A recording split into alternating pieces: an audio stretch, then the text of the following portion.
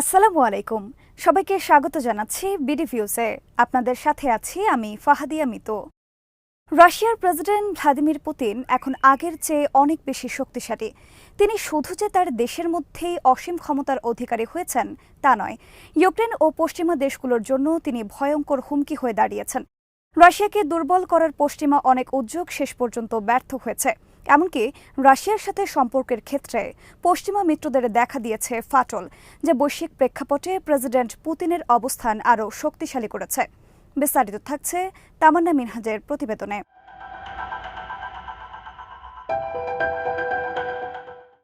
2022 সালের ফেব্রুয়ারি মাসে ইউক্রেনে হামলা চালায় রাশিয়া। সে সময়ের তুলনায় পুতিনের অবস্থা এখন আরও বেশি শক্তিশালী ও ভয়ঙ্কর বলে মনে করেন পশ্চিমা অনেক বিশ্লেষক। রাশিয়া ইউক্রেন চলমান যুদ্ধে অল্প দিনের ব্যবধানে রুশ বাহিনী ইউক্রেনের বেশ কয়েকটি গ্রাম দখল করেছে। আরও বহু সূচকেই নিশ্চিত করা হয়েছে রাশিয়ার শক্তিমত্তার বিষয়টি। বলা হচ্ছে, আগের যে কোনো সময়ের তুলনায় এখন ইউক্রেন ও পশ্চিমা দেশগুলোর রাশিয়ার কাছে পরাজিত হওয়ার সম্ভাবনা অনেক বেশি।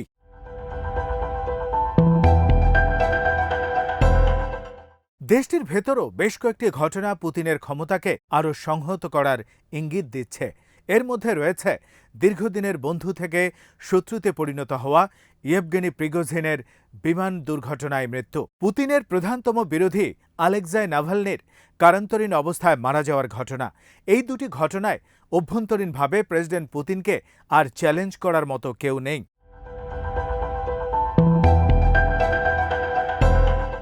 এরই মধ্যে আরেক মেয়াদের জন্য প্রেসিডেন্ট হিসেবে পুনর্নির্বাচিত হয়েছেন পুতিন। তেহরান ও পিয়ংইয়ংয়ের সঙ্গেও ক্রেমলিনের সম্পর্ক আরও জোরদার হয়েছে। এই দুটি দেশের কাছ থেকে রাশিয়া অন্যান্য সহযোগিতার পাশাপাশি সামরিক সরঞ্জামের সরবরাহ পেয়ে থাকে।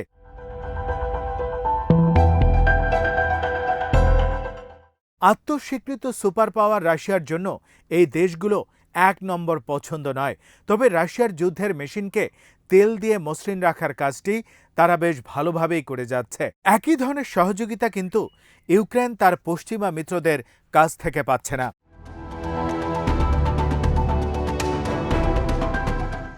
রাশিয়ার প্রতি চীনের সহযোগিতার বিষয়টিও ভুললে চলবে না। এ ব্যাপারে গত 16 থেকে 17 মে রাশিয়া সফরের সময় আবারও পুতিনকে আশ্বস্ত করে এসেছেন চীনা প্রেসিডেন্ট শি জিনপিং। এই সফরে দুই নেতা ছিলেন যথেষ্ট আত্মবিশ্বাসী। দুই দেশের সম্পর্ক এগিয়ে নেওয়ার ব্যাপারে তারা আরও বহু দূরে যাবেন তা নিশ্চিত করে বলা যায়।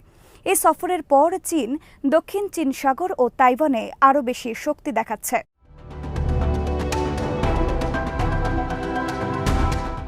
মস্কো ও বেইজিংয়ের সম্পর্কের পাশাপাশি শি ও পুতিনের মধ্যে ব্যক্তি পর্যায়ের যে সম্পর্ক, তার কোনোটি কিয়েভের সঙ্গে পশ্চিমাদের নেই। ইউরোপীয় ইউনিয়ন, স্লোভাকিয়া ও হাঙ্গেরি গত 2 বছরে দফায় দফায় ইউক্রেন ইস্যুতেই তাদের পশ্চিমা মিত্রদের বিরোধিতার কথা জানিয়েছে।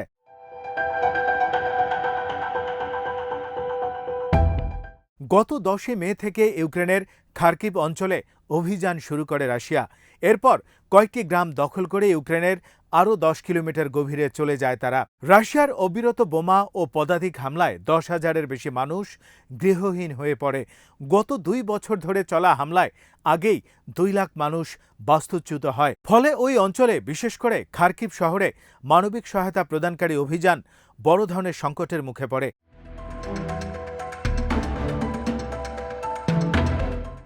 গত কয়েক মাসে রাশিয়ার অভিযানে 1000 কিলোমিটার সীমান্তবর্তী অঞ্চল রাশিয়ার দখলে আসে। কিয়েভ কোনোভাবেই রুশ বাহিনীকে প্রতিহত করতে পারছে না।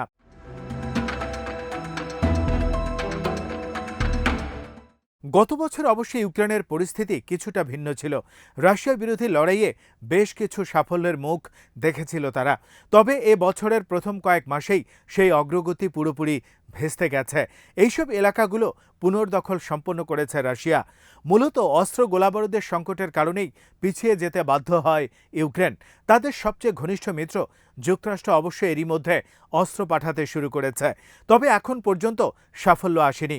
অবশ্য যুক্তরাষ্ট্র এই দফায় সহায়তা পাঠাতে পারলেও ভবিষ্যতে বিষয়টি নিয়মিত থাকবে কিনা তার কোনো নিশ্চয়তা নেই।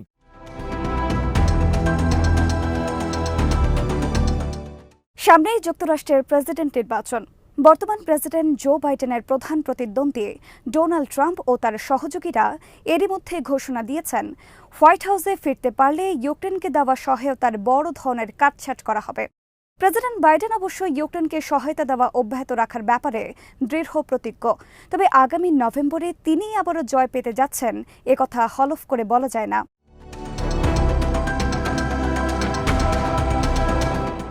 পশ্চিমা দেশগুলোতে রাশিয়ার জব্দ করা সম্পদ থেকে কি করে ইউক্রেনকে সহায়তা করা যায় সে ব্যাপারে একটি চুক্তি করতে আগ্রহী ইউরোপিয়ান ইউনিয়ন। তবে উন্নত দেশগুলোর সংগঠন G7 এ ব্যাপারে খুব একটা উৎসাহী নয়।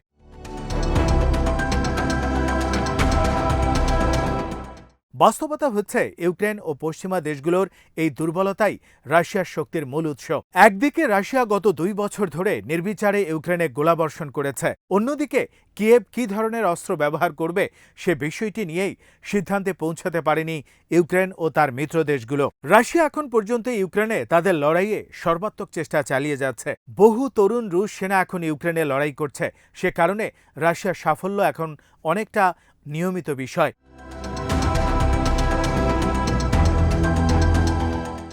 অন্যদিকে গত এপ্রিলে সেনা মোতায়েনের আইন সংশোধন করে ইউক্রেন।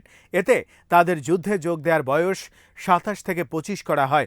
যুদ্ধক্ষেত্রে এই আইনের প্রয়োগ এখন পর্যন্ত হয়নি।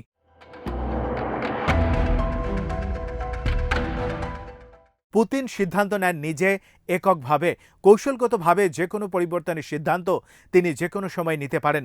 সিদ্ধান্ত বাস্তবায়নে রাশিয়া তাদের অভ্যন্তরীণ সম্পদের ব্যবহার যেমন করতে পারে, তেমনি সহায়তা নিতে পারে সহযোগী দেশগুলোর কাছ থেকেও।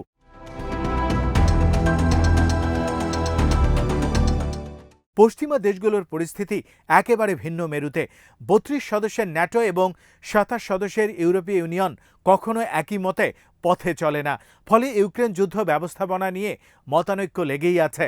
এখন পর্যন্ত নানা মতে চলা দেশগুলোকে সঙ্গে নিয়ে চলতে গিয়ে ইউক্রেন পরাজিত হয়নি বটে, তবে তাদের জয়ের দেখা পাওয়ার কোনো সম্ভাবনা নেই।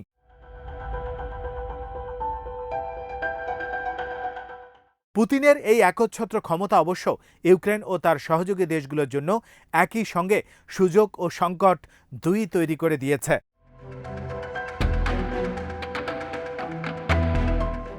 রাশিয়াকে আন্তর্জাতিক অঙ্গন থেকে বিচ্ছিন্ন করার পশ্চিমা প্রচেষ্টাও অনেকটা ব্যর্থ হয়েছে।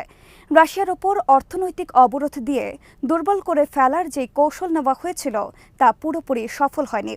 পশ্চিমা মিত্র অনেক দেশ রাশিয়ার বাণিজ্য বাড়িয়েছে, আবার পশ্চিমা দ্বৈত নীতি রাশিয়ার জন্য অনেক ক্ষেত্রে সুবিধাজনক পরিস্থিতির সৃষ্টি করেছে।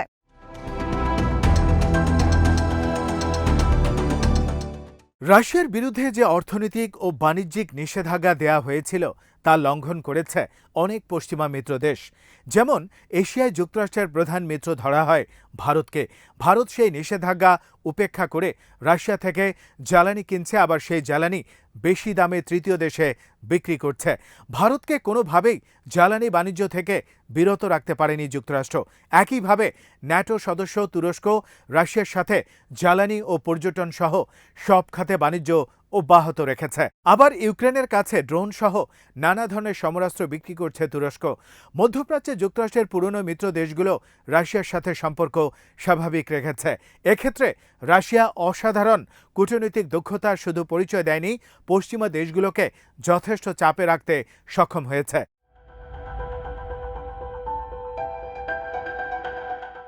গাজা যুদ্ধ শুরু হওয়ার পর আন্তর্জাতিক সম্প্রদায়ের দৃষ্টি থেকে অনেকটা হারিয়ে যায় ইউক্রেন যুদ্ধ।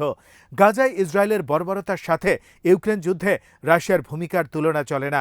আন্তর্জাতিক অপরাধ আদালতে প্রেসিডেন্ট পুতিনের বিরুদ্ধে গ্রেপ্তারি পরোয়ানাকে স্বাগত জানিয়েছিল যুক্তরাষ্ট্রসহ পশ্চিমা মিত্ররা, কিন্তু নেতানিয়াহুর বিরুদ্ধে আইসিসির গ্রেপ্তারি পরোয়ানার বিরুদ্ধে অবস্থান নিয়েছে যুক্তরাষ্ট্র। পশ্চিমা দেশগুলোর এমন ভূমিকা প্রেসিডেন্ট পুতিনের বিরুদ্ধে পশ্চিমা অবস্থান দুর্বল করে তোলে।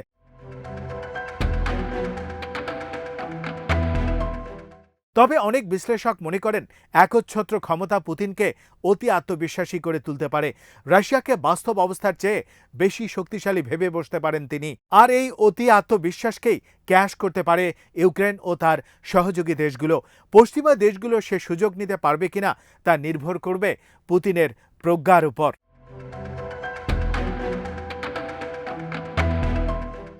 আজ এখানেই শেষ করছে সবাই ভালো থাকুন, সুস্থ থাকুন আর দেখতে থাকুন বিডি ভিউজ। চ্যানেলটি ভালো লাগলে সাবস্ক্রাইব করুন, সংযুক্ত থাকুন আমাদের ফেসবুক পেজে। আল্লাহ হাফেজ।